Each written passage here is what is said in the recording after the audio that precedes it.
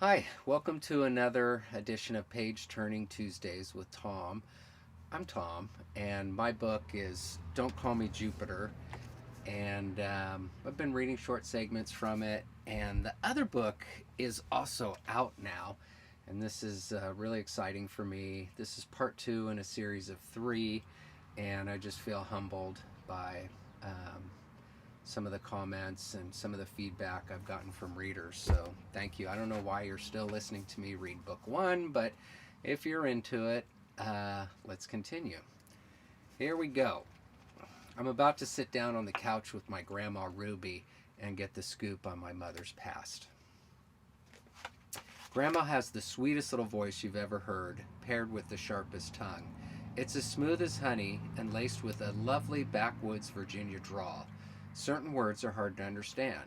She opens the first photo album, points her delicate finger at a picture, and tells me a story. She has a story for every photo. Long, short, funny, sad, strange, bewildering, wonderful stories. I love that she talks to me like an adult, even though I'm only 9 years old. She's changed smoking Raleigh cigarettes and lights one up so close to my face I feel my eyelashes curl.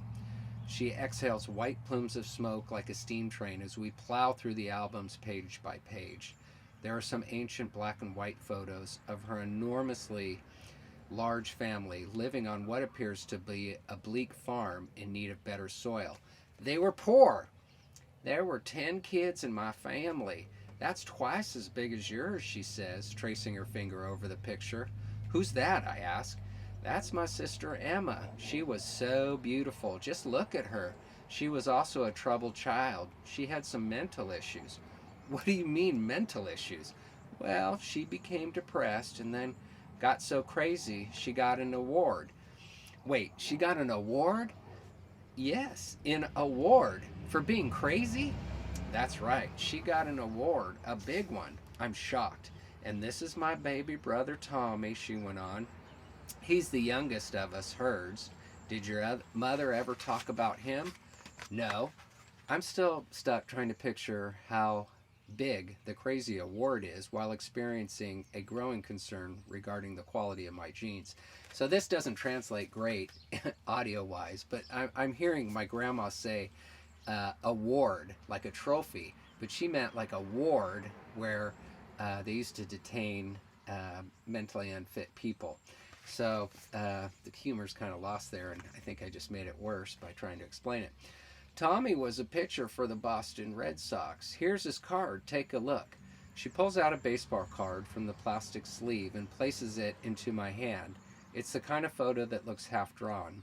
A yesterday face smiling through the murk of sepia and the awkward cosmetics of hand tinting. It's the real deal, though, and his stats are on the back. Wow, he was good! Suddenly I'm much less worried about my genes. My head is swelling with ancestral pride. I'm directly related to this professional athlete baseball pitching star. His genes are pumping through my scrawny little tender 9-year-old body right now. No wonder I'm so good at sports, I announce. Well, sure, Grandma Ruby says, turning the page and blowing out smoke. We look at pictures of my grandpa as a young man. In addition to his double entendre name, Dick Johnson, he was blessed with a unique gift, the ability to read people. He was a natural-born salesman who found his calling early in life. He was only 14 years old, working at a butcher shop, when Old Man McCann came in and noticed how well he got along with the customers. He told Murphy, that's his nickname, to swing by the lot and learn the car selling business. 6 years later, your grandfather bought that dealership and changed the name to Murphy Motors. Not bad for a guy with a 4th grade education, Grandma says, turning another page. Not bad at all. I have a 4th grade education. She looks at me and raises a brow. Don't worry, I'm not dropping out of school yet. Grandma Ruby laughs and thumbs through more pictures of Murphy. My grandfather is a stylish schmoozer who smells as good as he looks. He's the Dean Martin of the family. Tan, a cigarette in one hand, a drink in the other, twinkling eyes, a perpetual smile that invites conversation. People of all ages and walks of life are drawn to him. When he sees a kid picking their nose, he says, "Pick me a winner." If you tell him you have to go to the bathroom, he says, "Mention my name and you'll get a good seat."